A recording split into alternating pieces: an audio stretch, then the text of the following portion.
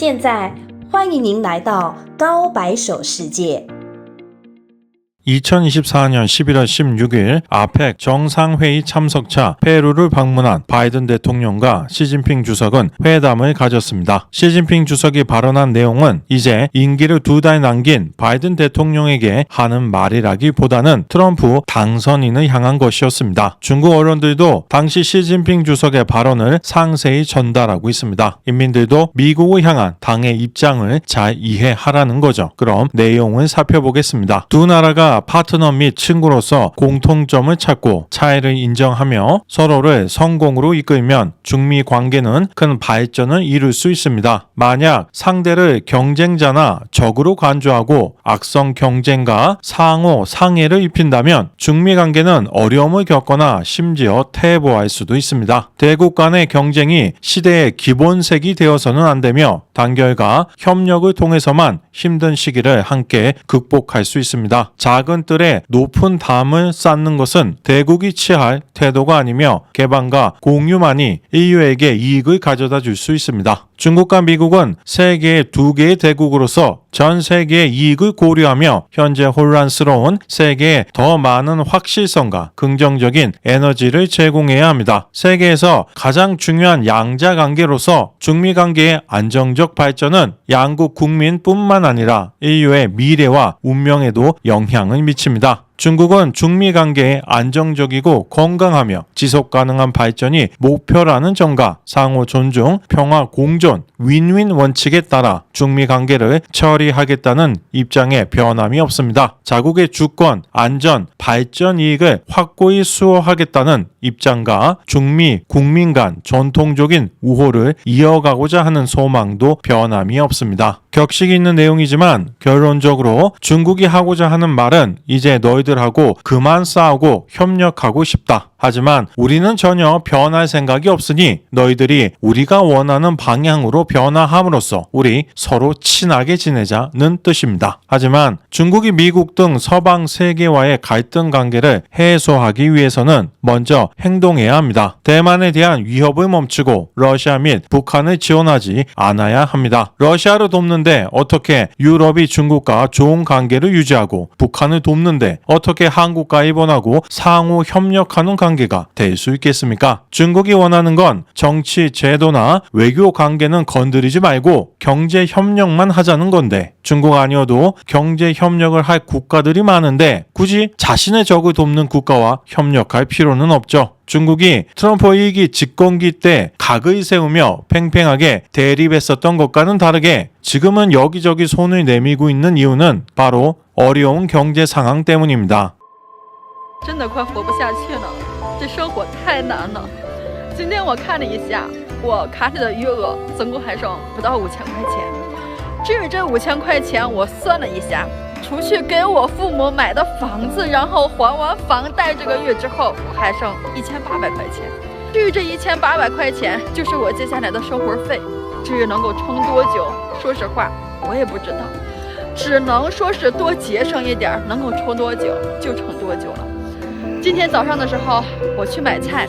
说实话，我看了半天，我就买了半块豆腐，还有一袋榨菜，总共花了5块3毛钱。本来想准备给自己买一瓶饮料的，但是到最后还是放下了。现在这经济情况，说实话，只能暂时先填饱我自己的肚子。至于其他的事情，我想都不敢多想，觉得这人生真的很讽刺。 我好不容易从什么都有，然后到最后混成什么都没有。我好的时候有住的地方，有工作，1个月几万块钱的工资，过着让别人很羡慕的日子。但是没有想到最后，只过了一穷二白的日子。几乎每天现在都是稀饭就榨菜。这余生真的，你就好像演绎了一场电影，努力来努力去，到最后。 还是回到了原点，回到了最初的地方。我现在真的不知道该怎么活才能活成自己梦想中的样子。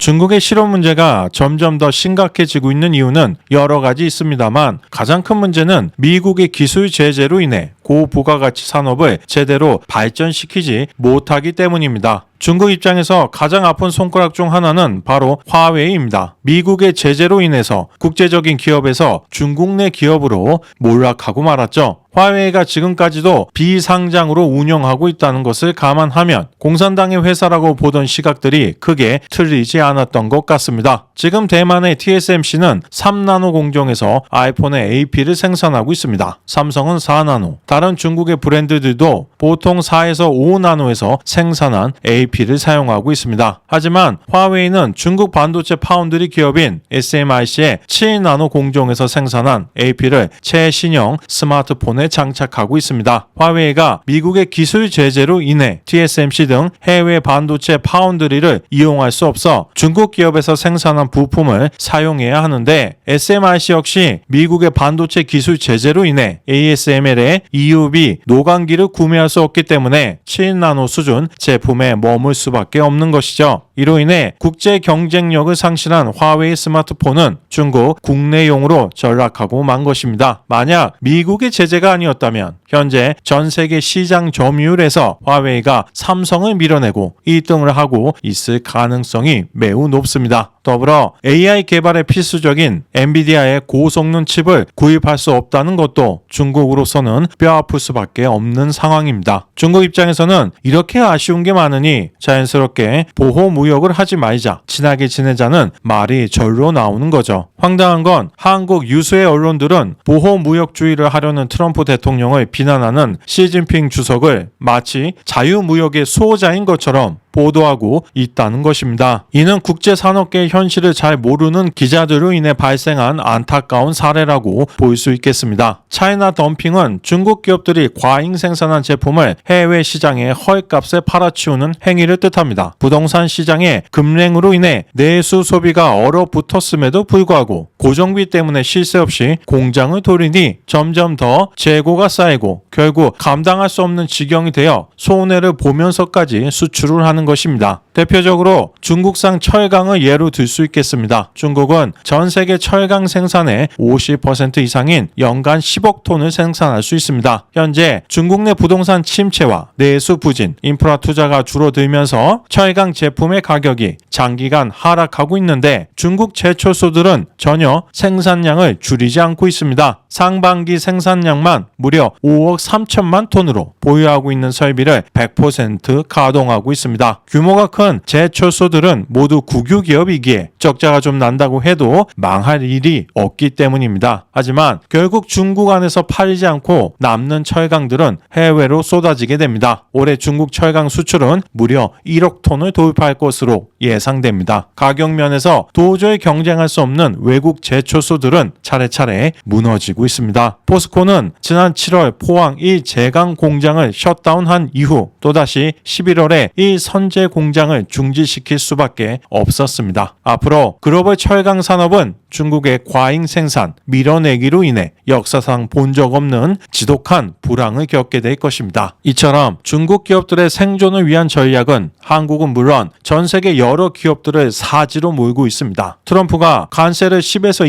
20%로 올리는 게 싫은 기업은 미국 수출을 포기하면 됩니다. 그런데 중국처럼 저가 제품을 전 세계로 쏟아내면 해당 제품과 경쟁 중인 한국 기업은 대응할 방법이 없습니다. 해외 다른 기업들도 마찬가지입니다. 중국은 계획 경제를 중심으로 성장해 왔기에 규모가 큰 국유 기업들이 많습니다. 그런 공룡 기업들은 세금과 보조금으로 연명하며 각종 원자재들을 헐값에 쏟아냅니다. 그럼 중국의 민영 기업들은 그런 원자재에 싼 노동력을 투입해 완제품을 생산하니 도저히 중국 기업들과 가격 경쟁을 할 수 없는 것입니다. 특히 최근 들어 중국 내수 침체로 인해 적극적으로 수출을 장려하고 있기에 중국 기업이 아닌 기업들은 중국 정부와 경쟁을 하고 있는 것이나 다름없습니다. 그런데 중국이 미국에게 보호무역을 한다고 비난하는 게 과연 옳은 지적일까요? 아직까지 사드 보복을 당하고 있는 한국의 입장에서 보면 중국이 미국에게 자유무역을 해야 한다고 주장하는 게 황당하게 느껴질 수밖에 없습니다. 중국어로 친구는 의기투합하는 사람, 정서적으로 통하는 사람, 서로 친분이 있는 사람을 뜻하며 나아가 우정이 깊고 두터운 사람을 의미합니다. 중국은 다른 국가들과 친구가 되고 싶다고 말하고 있지만 중국이 하는 행동을 보면 과연 친구가 되고 싶다는 나라가 할 만한 행동인지 의구심이 들 수밖에 없습니다. 댓글을 통해 자유롭게 소중한 의견을 남겨주시기 바랍니다. 오늘 영상은 여기에서 마치겠습니다. 시청해주셔서 감사합니다.